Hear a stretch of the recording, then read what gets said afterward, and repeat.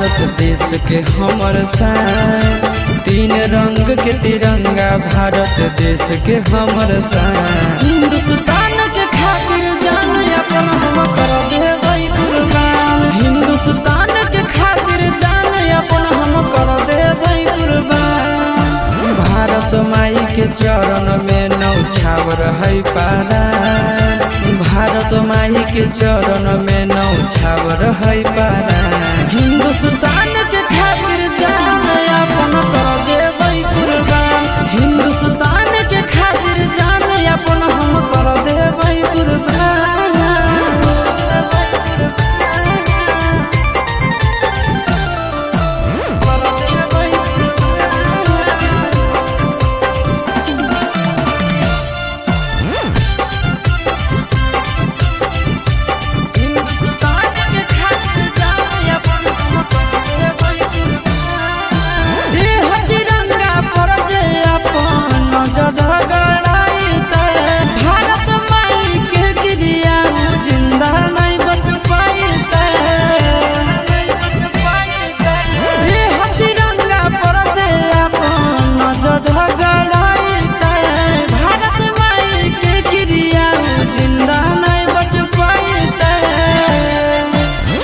तिरंगा में कतना वीर पुरुष दिलकै बलिदान, इहे तिरंगा में केतना वीर पुरुष दिलकै बलिदान।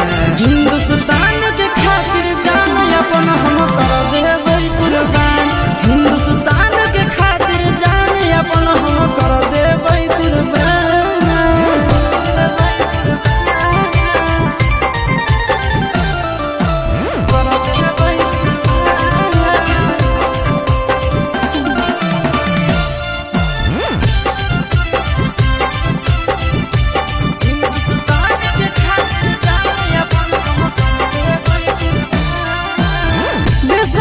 अभिमान हमार जान से है बढ़ के, झंडा फहराबै दुश्मन के छाती पर गाड़ के।